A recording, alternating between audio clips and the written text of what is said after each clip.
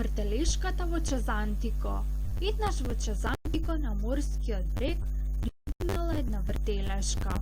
Имала се на се 6 коњи и 6 црвени автомобили, малку изветвени, за деца со помодерен вкус. Човекот кој ја вртел, туркајќи ја со рацете, бил малечок, мршав, мургав и имал лице на човек кој јаде еднаш во 3 дена. Вртелешката не била кој знае каква, но на децата им изгледала како да била направена од чоколада, зашто постојано се врткале околу неа и измислувале разни троштини за да се качат. Во таа вртелешка да не има мед, си велеле мајките и им предлагале на децата: ајде да појдеме и да ги видиме делфините во каналот. Ајде да појдеме во онаа сладкарница со разлулеани клупи. Попусто, децата ја сакале вртелешката та вртелешката. Една вечер, еден господин, откако го ставил својот внук во автомобилчето, самиот се качил на вртелешката и седнал токму на еден дрвен конј. Незгодно му било да седи таму, зашто нозете му биле долги и стапалата му допирале до штиците, се смеел. Но кога малото човечуле почнало да ја врти вртелешката, се случило нешто чудно. Господинот за миг се нашел на покривот од облакотерот во Чезантико. Неговиот конј галопирал низ воздухот, насочувајќи ја муцката право во облаците.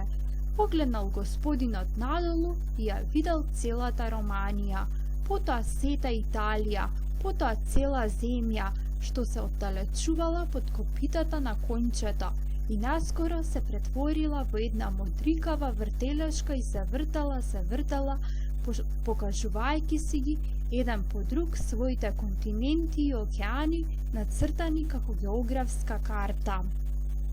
Каде одиме? Се прашал стариот господин. Во тој миг пред него поминало неговото внуче. Го фатило воланот на стариот црвен, веќе излитен джип и джипот се претворил во космичко превозно средство.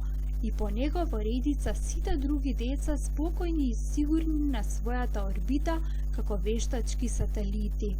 Кој знае каде бил човекот од вртелешката, зашто уште се слушала плочата што свирала некаква лоша чача. Секое возење на вртелешката траело цела плоча. Значи има некаков трик, си рекол стариот господин. Она човече може би е мајосник. Потоа си помислил: ако ја заобиколиме земјата за една плоча, ќе го собориме рекордот на Гагарин. Сега космичкиот карван летал над Тихиот океан со сите негови островчиња, над Австралија со кенгурите што подскокнувале, над Јужниот пол, каде што милиони пингвини седеле со кренати носови. Но немало време да се избројат, наместо нив веќе се гледале американските индијанци.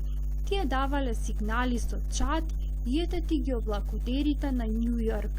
Етети го и само едниот единствен облакотер што му припаѓа на Чезантико.